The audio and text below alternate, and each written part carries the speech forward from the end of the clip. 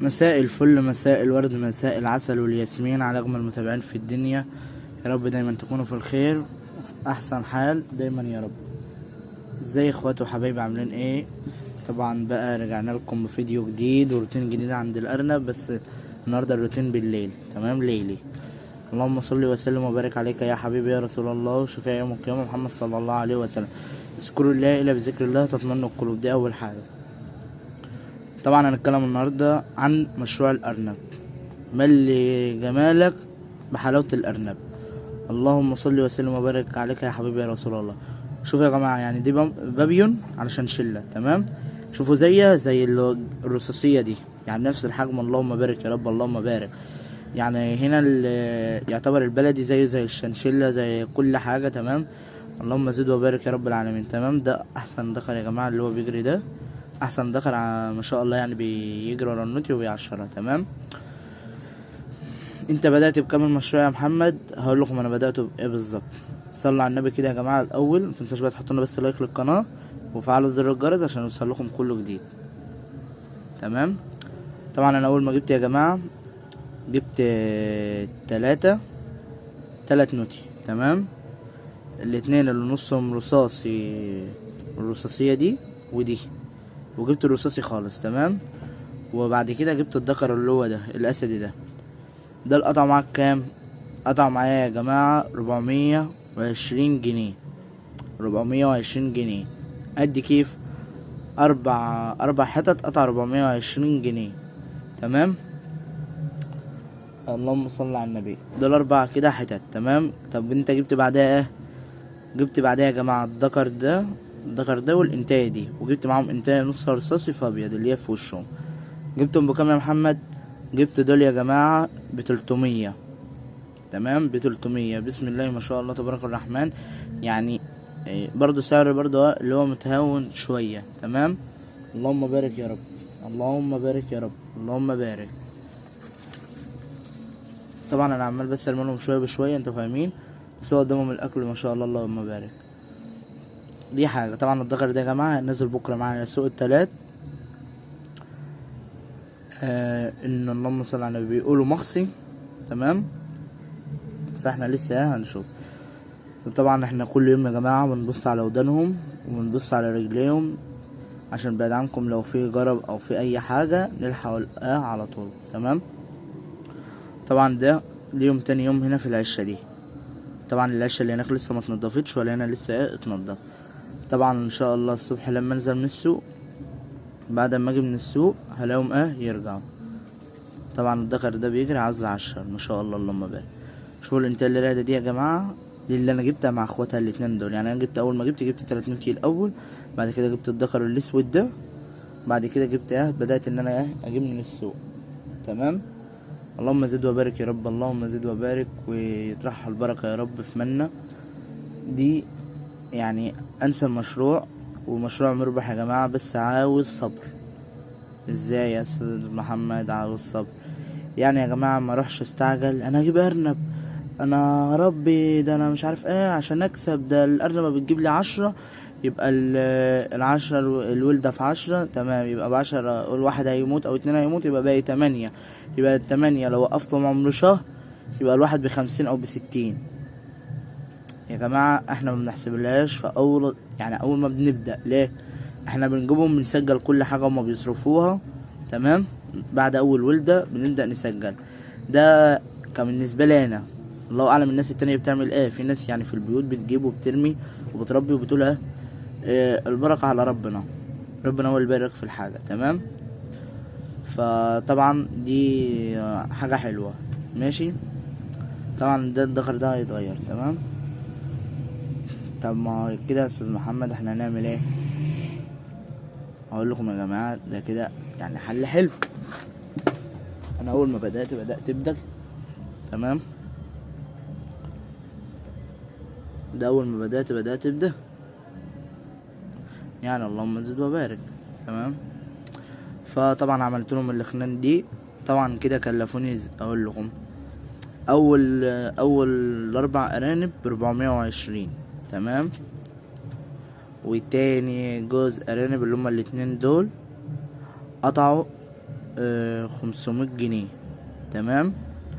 وجبت طبعا 3 تانيين قطع. اللهم صل وسلم وبارك عليك يا حبيبي يا رسول الله. قطعوا اقول لكم كام يا رب عشان مش فاكر والله يا جماعه، ان انا مسجلهم تحت في الدفتر. تمام. بس مش فاكر ايه هم قطعوا كام بالظبط، فاقول لكم دلوقتي. طبعا بصراحه يا جماعه ما افتكرتش، فانا طبعا اقول لكم احنا دلوقتي هننزل بايه بكام دكر بكره في السوق. تمام. كده هننزل ب3 دكور السوق يا جماعه وجوز نوتي. تمام. يعني 5 حتت بسم الله ما شاء الله هنبيعهم بكره. طب يا استاذ محمد انت ال5 حتت هتبيعهم مش هتجيب غيرهم؟ اقول لكم لا يا جماعه انا هجيب غيرهم ان شاء الله. هجيب دكر للانتاج عالي. طبعا ده الدكر ده اللي في وشه وجنبيه الانتاج دي نازله السوق واختها التانية نازله السوق. تمام. طبعا وفي كمان اخواتهم لسه برضو طبعا هم بيشموا.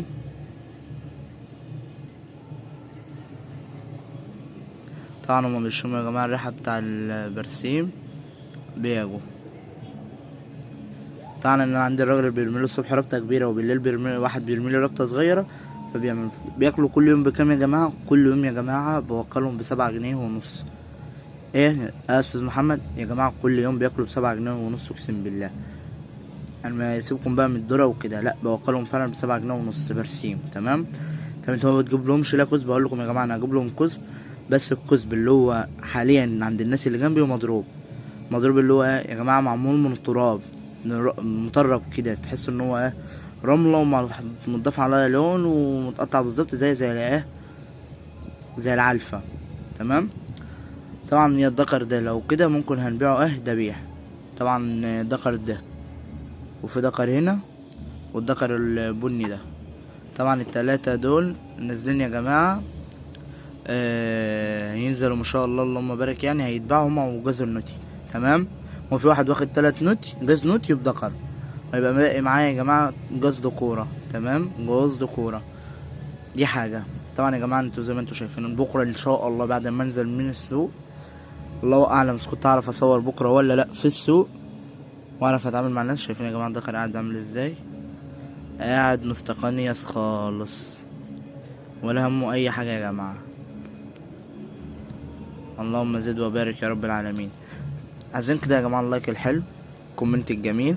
طبعا دي مش اول معلوماتنا عن الارنب، في معلومات كتيره كتيره كتيره كتيره كتيره.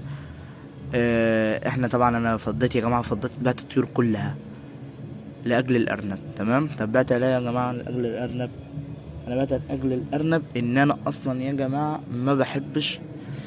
انا الاول كنت مربي الارنب وجبته، كنت جايب دكر و3 نوتي ب200 جنيه، ده ايام الرخص يا جماعه من قبل ما الحاجات تغلى. فطبعا ربنا كرمني فيهم وكل حاجه. واقول لكم ازاي تحصنوا الارنب بتاعكم من الحسد ومن كل حاجه يا جماعه عشان الارنب بيتحسد. فانا اعرفكم ازاي تحصنوا الحاجه بتاعتكم من الحسد. طب يا استاذ محمد لما انت حاجتك بتتحسد بتصورها؟ لا، اقول لكم يا جماعه ده شغل. تمام. ولازم نصور، ده لقمة عيش وده اكل وده رزق وده حلال. تمام. وطبعا يا رب بكره ان شاء الله يبقى السوق في ناس حبايبنا كتير يبقى قاعدين في السوق ونعرف نصور معاهم ونعرف نشوف اسعار الارنب عامله كام. وكمان يا حبايب قلبي يقول لنا الاسعار ويقول لنا احسن السلالات للتربيه. تمام. وطبعا في واحد حبيبي يا رب يقبل اللقاء بتاعي بكره واحنا بنصور على الارنب بتاعه في السوق ويدينا معلومات كافيه عنه عن الارنب وتربيه الارنب. تمام. متنساش بقى تحطوا لايك للقناه وتفعيل زر الجرس عشان يوصلكم كل جديد. طبعا كده الفيديو طب معاكم ان شاء الله نعوضلكم في الفيديو اللي جاي باذن الله.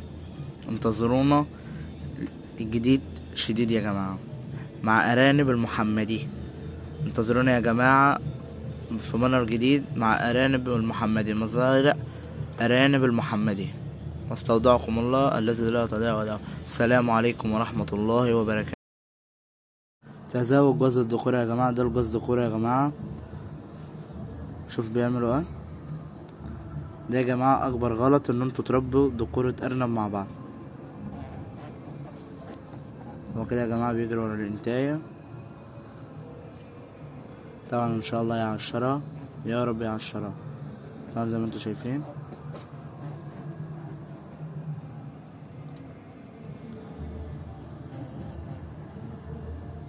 طبعا هو قالوا ان هو بيخاف يا جماعة،